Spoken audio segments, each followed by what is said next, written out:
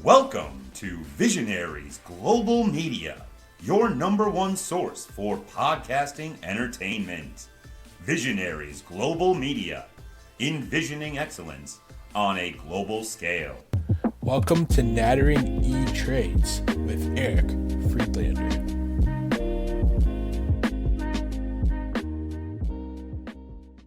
Welcome to Nattering E-Trades, the podcast where deals are dissected, trades are tallied, and your favorite sports leagues come under the microscope. For blockbuster moves to under-the-radar steals, we'll be diving into the strategy and the fallout of every major trade. Whether you're a diehard fan or just love the art of the deal, we've got you covered. Let's break it all down right here and right now. So, as someone who plays sports right now via video games, so NFL, Madden 2025, every time that I start a season, I am obsessed with making trades, trying to fine tune my team, but also gain um, as many draft picks as possible. So I've been creating like super teams and things like that, and it got me thinking, like, why not do a podcast called Nattering E-Trades, where every Saturday on Visionaries Global Media, we'll be looking at various trades throughout different leagues. So, as you can tell on the logo, we have the NHL and we have the NFL, but we'll also be looking in the summertime at transfers in European soccer, baseball trades as the winter meetings come up, and a whole variety of other trade focused things. We might even look at trade comic books of sports too. So today, because the NFL is a big focus right now and things like that, I thought it'd be interesting to go over what a trade actually is for those new to the pod and uh, why, and look at some of the larger trades throughout the NFL's history, and also try to answer a question, which is, why do players play better when they get traded mid-season? Sometimes you'll see a player on your favorite team have a very poor year. Your team will be out of the playoffs, or your team will somehow barely make the playoffs, and they'll trade this guy because he either makes too much money or um, he's on the last year of his contract, and they'll trade him, go to a new team, and suddenly he's the second coming of like the greatest player in that specific sports league. So I wonder, why is that? Are there different factors? Is it mental health? Is it training? Is it the coaching? Is it things like that? Um, and then another thing I'm always curious about is, how do they quantify what makes a good deal? So like for instance, some of the most underrated trades in sports. You've seen a guy get traded for instance, with the Toronto Maple Leafs in the 90s. The fans hated Larry Murphy for some reason. He was the best player on the team. He made the most money, and the team was not very good. So I think that's why they traded him.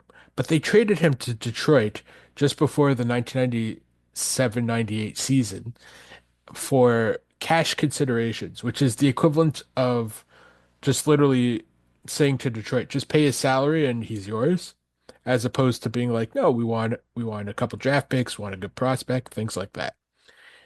Instead, they were like, hey, here's cash considerations. Uh, we've paid you his salary, give him to us. They Larry Murphy goes to Detroit, and in 1997-98 and 98-99, Detroit wins back-to-back Stanley Cups, while the Leafs just got some extra cash. To me, I've always been curious since then because I was under the age of 10 at the time when that happened. I I've always been curious since then, why all of a sudden a player goes from being pretty good to being amazing on a new team. Is it the atmosphere? Is it better coaching, as I alluded to, mental health? So, throughout this podcasting series that'll drop every Saturday, we'll explore that.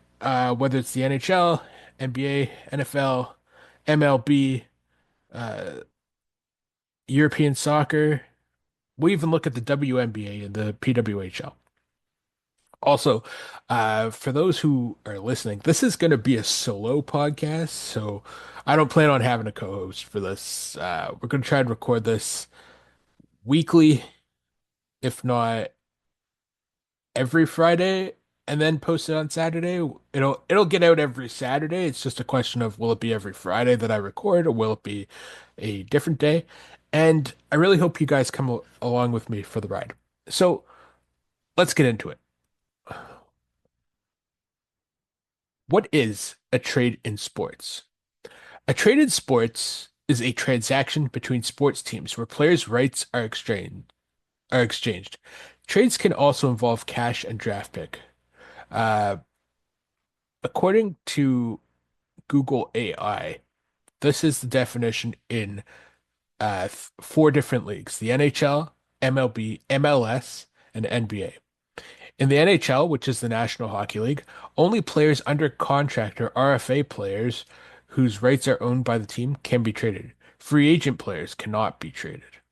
So, what that basically means is that players who are currently employed by the team and are playing every day, and RFAs, which are restricted free agents, um, can have their rights traded to various teams. You often see this when a star player of a bad team decides he doesn't want to return to that team, and so instead of losing him for nothing, a that team will trade him to someone who's a little bit more uh, able to compete, and they'll usually give up uh, a draft pick or sometimes a prospect that they can't sign and things like that, and they'll um, in order to have the players right so that they can negotiate with them before they become a free agent. In the case of a restricted free agent, it means that a player who's technically not hit the term where they can, or the age limit where they can become free agents, is all of a sudden not willing to play for the team. You often see this with like college prospects who are considered restricted free agents because they're still under contract to a team, but they make it clear that after college, I have no intention of playing for the team that drafted me. And so, similar to trading a player who is under contract who's going to become a free agent, restricted free agents are players who you'd give up either another prospect or another player or uh, cash considerations even. So another example of this is one of the biggest things would be um, with college players. There's various deals where players decide, you know what, I don't even want to be on this really good team because I know there's no opportunity for me to play to what I consider my own value. So sometimes you'll see a player go from the best team in the world to the worst team in the world because they know that they're going to get more of an opportunity to play, which then will eventually lead to a bigger contract, and potentially they could return to that team or another to their original team, or they could become uh, a player on another contending team. There's another type of deal is called the sign and trade, which essentially what that means is in the NHL specifically, the each team has a contract length limit. So if you play for, say for instance, you play for the Winnipeg Jets and you don't want to resign there, but you want to go to California and but because you're on the Jets, you can only sign an 8-year deal with the Jets. What'll happen is you can sign that 8-year deal with the Jets, but then you'll be traded to an LA team. Uh, and the contract that was signed by the Jets is honored by the LA Kings. So we saw that a couple years ago with Pierre-Luc Dubois as he signed an 8-year extension with the Winnipeg Jets, who then traded him to the LA Kings for three players and a couple of draft picks. And those three players and the draft picks have allowed Winnipeg to be one of the best teams in the NHL, while Pierre-Luc Dubois actually is not on the Kings anymore. The Kings ended up trading him to Washington for Darcy Kemper, who had 6 years left on his deal. And so a lot of what goes into at least NHL trades is matching salaries and things like that. So you could trade a guy, um, and then essentially you just have to make the money work because there's a salary cap there. In other sports, such as the MLB or the NFL, there is a cap, but it's like not as enforced or hard as the NHL. So what I mean by that is for the MLB, for instance, there is a quote unquote cap um, that a lot of the elite teams go over, which is why you see free agent players such as um, Shohei Ohtani last year and Juan Soto this year looking for like 600 million to 700 million dollar deals on the free agent market. If there was a harder salary cap, the way the NHL has it, where every team has to be around, say, 100 million, and the players have to play within that salary cap, you wouldn't see those deals for 700 million. You might actually see like uh, Juan Soto get traded from his rights the same way that the NHL trades their UFAs who aren't going to sign with their current teams. You might see that for the MLB as well. So in the MLB, there's another type of trade which is called a player to be named later, and draft picks are not usually considered in the MLB. So in the NHL, the NBA, MLS, um, draft picks are a capital premium for making these trades. The reason being is that if you're trading a first round pick in any of these drafts, it'll that player actually has a chance of playing for the team they've been traded to the following season or their own season. So for instance, oftentimes when you see a really good team go make a push to try and win a championship in either the NHL or the um, NFL or even the NBA, uh, most of the time, the team that is making that trade to acquire the really good player is trading a first round or a very high draft pick because they figure, if I'm winning the championship, it's going to work out that whichever player is selected with those draft picks ends up being not as high up the ranking board as if I had kept the pick and do not win the championship.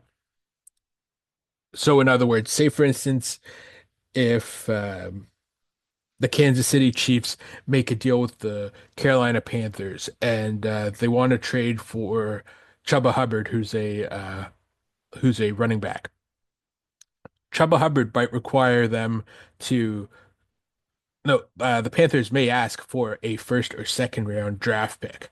And because the Chiefs have won the last three Super Bowls and been in the last six Super Bowls, they'll say, yeah, sure. Here's a first rounder, no problem.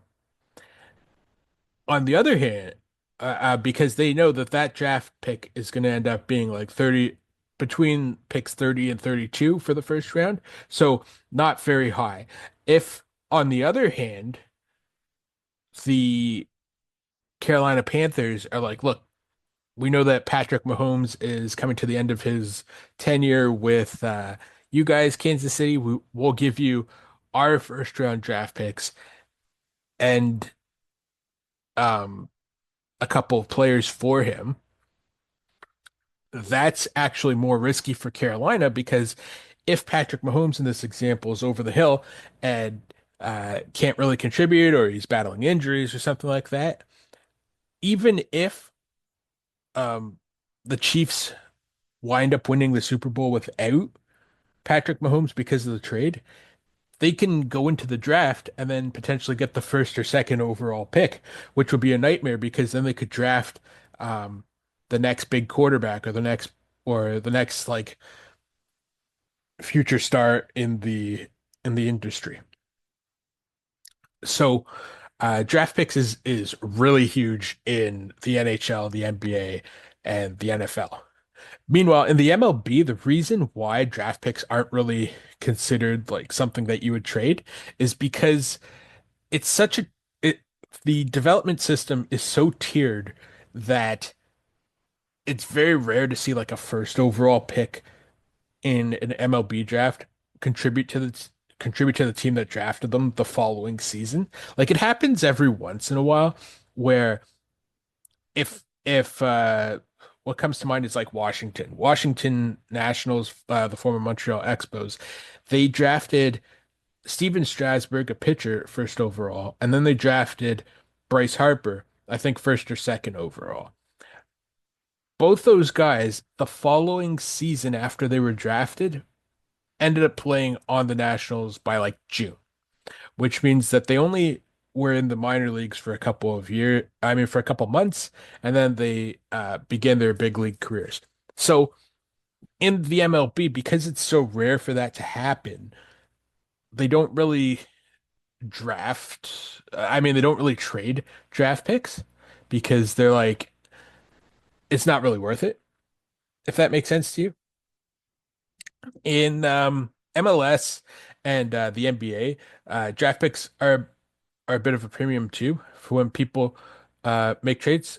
So in the MLS, clubs can trade current players, draft picks, allocation money, allocation rankings, and international player slots. So MLS is like, if you make a trade, you could really get a good haul from another team, or you could really like mess up your franchise just based on the trades. It's sort of like how when I play Madden, um, I make these crazy trades. Like for instance, I'll have Caleb Williams as my backup quarterback, and then what I'm offered when I trade him is like Tua Tagovailoa and two first round draft picks from Miami. So essentially what that is like player for player, um, a younger franchise quarterback in Williams goes to the Dolphins, whereas the veteran Tua comes to the Bengals. And then I also get Miami's next couple of first round draft picks. And so that's a big haul for a trade because Tua's going to be sitting on the bench for me. So I'm relying on my other quarterback who at this time is Joe Burrow, but sometimes is my creative player and and uh will play Miami during the regular season and beat up on them, which then means that their draft picks that they gave us end up being higher in the following draft because they have a losing record, and so they're more likely to draft within like the first five picks as opposed to drafting within um like the 30 to 32nd pick. In the MLS, this would be like crazier because in the MLS you can trade MLS is Major League Soccer. It's the US version of the Premier League basically. There are a couple Canadian teams, but it's mostly US dominated. And clubs can trade current players, draft picks, allocation money, allocation rankings, and international player slots. So essentially what this means is that MLS clubs can trade if they want to get a player off the books, the other team has to compensate them with either players similar to them, um, really good draft picks, because I think there's only like two or three rounds in the MLS draft. Allocation money, which means money that you would pay that's uh, towards the salary cap, I think. Let me just look that up real quick. Uh, what is allocation money in MLS? Allocation money is the sum of money that Major League Soccer teams use to sign players and manage their salaries. It helps teams comply with the league's salary cap.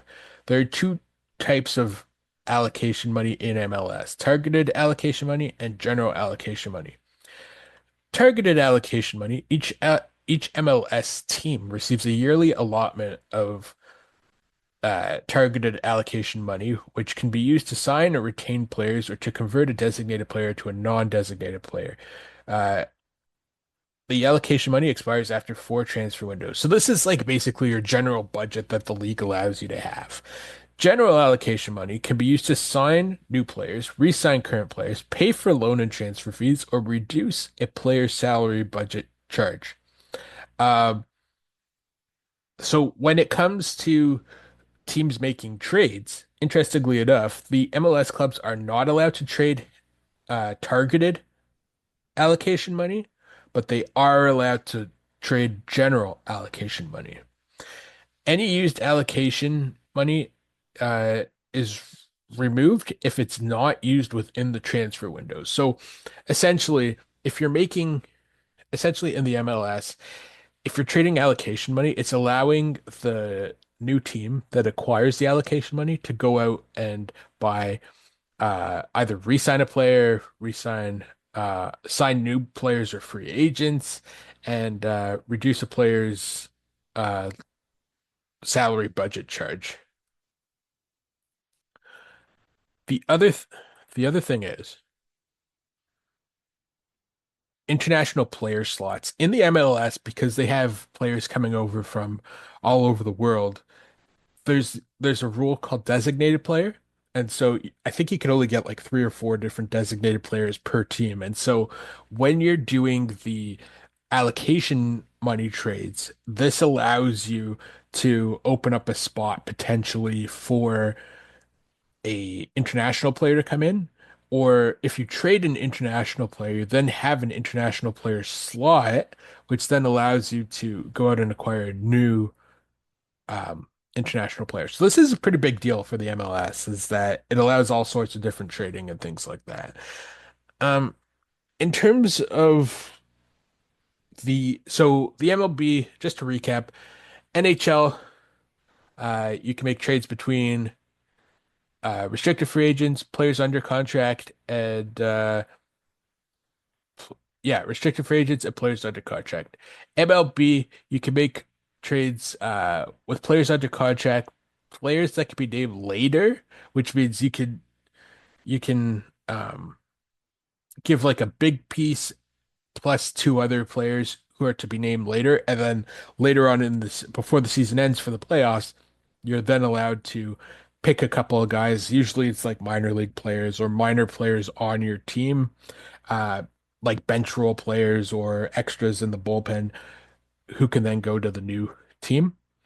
Uh, and like I said, draft picks are not usually used as trading assets because it's not really that much of a value considering that it's very rare for those sort of new players to make such an impact on a team. So it doesn't make that much of a difference. I mean, you see it sometimes where prospects do get traded, but the draft picks rarely get traded because it's like brand new and you know that there's no value there. MLS, clubs can trade current players, draft picks, allocation money, allocation rankings, and international player slots. So as we just said, um, players under contract, players that are restricted free agents for them, uh, the money that you want to allocate towards signing players. There's also an allocation pool, so you can trade ranking spots, so you can move up the pool to sign new players and the international player spots. The NBA, the team receiving a player in a sign and trade deal cannot have a payroll that exceeds the apron. The team's payroll must be below the apron for the entire season after the trade. So that's an interesting factor too. As we mentioned with sign and trades for the NHL, um, in the NBA you can also do a sign and trade, but if the player's salary exceeds the cap room that the new team has, the deal can't be made. Uh, I think the way that it works too, because Paul George, for instance, he's been traded from like five different teams in sign and trade deals, is his salary. initially complies with the new team's budget, but then the following season it's in excess of what the team budget was. So that's why they end up trading or releasing fringe players. The other thing with releasing players is that that does save you money, but there's also, depending on who the player is, it's a cap. It's a salary cap hit in a lot of uh, leagues. In the MLB, it's a little bit more finicky. We'll get into that in a future episode. So what I wanted to look at, so that's basically why trades happen in sports. But um, what I wanted to look at real quickly was a list of the largest NFL trades. Actually, I might save that for a future episode. So going because this was a lot to comprehend today. So we went over the different sports leagues and what their trade options are, how a sign and trade works, how the MLS is actually quite fascinating as a league. Uh, the NBA is interesting. MLB is a little bit finicky. Next time, so next week when we come back, we'll be going over why do players play better on their new teams? Why do they not play better on their new teams? And are trades really worth it? Is something I want to answer long term. So once again, this has been your boy E coming at you from the Nattering with E Studios, looking at this new project, Nattering E Trades, where we look at the various trades, what's going on with players within the trades, and we'll go over the top five trades of every league in a couple weeks. But for now, this has been Eric. I'll see you. Thanks again for nattering with me as always, and we'll see you next week.